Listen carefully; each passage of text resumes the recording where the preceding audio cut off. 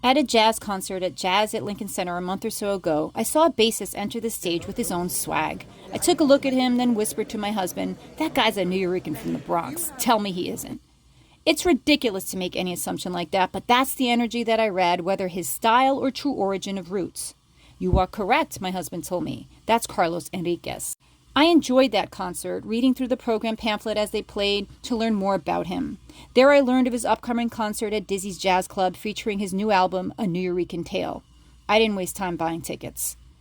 We had a table in the front row of the band, and I didn't know what to expect. If it were a novel, I'd understand from the blurb that I'd get a story with Nuyorican identity explored. How would this be executed in music? The concert started with Carlos Henriquez's simple, heartfelt statement, which went along the lines of, "I am Nuyorican, Nuyorican are diaspora of Puerto Rico and New York, and I am from the South Bronx, and I love the South Bronx. I am a product of two islands, Puerto Rico and New York, and I love who I am." The first set was a song on the love of being New York. This might not seem much if you aren't entrenched in any of these places or terms, but for me it was profound beauty on a central stage of New York City and jazz.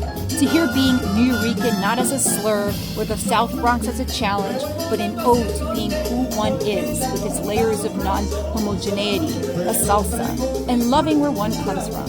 It was not about blight. This is what I sought out to convey in my Janice lecture, why Nova loves home and who she is. This concert had, I guess what one calls Latin jazz, but the surprise for me was also an ode to salsa. Hector Lavoe's Hacha y Machete was played, and Carlos H. explained why he chose it. Hector Lavoe's ode to community. And this was a true test for me to sit through with legs crossed at a table and not dancing. I had told my husband never take me anywhere where I have to listen to music and cannot break out and dance. I thought jazz was a safe bet. You can see this bounce in one of my videos when the beat drops, of songs that I know in music and lyrics, but not with a full command. I post such things firstly to encourage, support the arts, inhabit live music. Check out Carlos Henriquez's albums and live concerts. Half the thrill for me is seeing the musicians catch some holy jazz ghosts in their solos and watching their fellow musicians watch them with scrutiny, feeling how they are dancing around the music. These people have spent their lives mastering a craft, a language. When I write, I feel I am transcribing a small echo of music that can't quite be heard, whose foundation is music.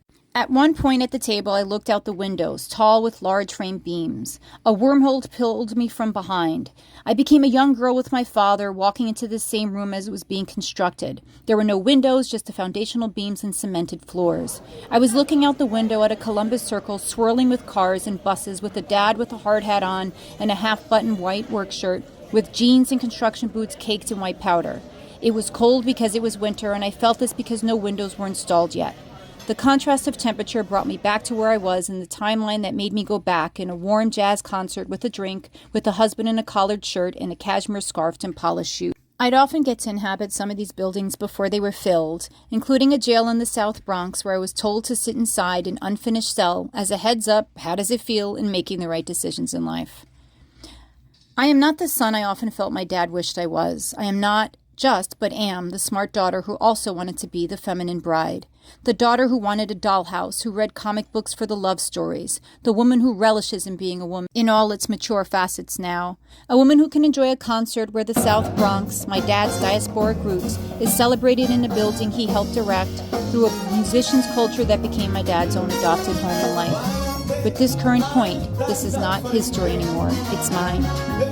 Freudian nonsense aside, but it couldn't be avoided because those two men are who I walked into this space with at those two wormhole points. Shared in this story is what New York City does, what jazz does, what I think Carlos Henriquez was setting out to do with his sets this night. Glow with all the avenues and streets that make you who you are, where you are, and who you love.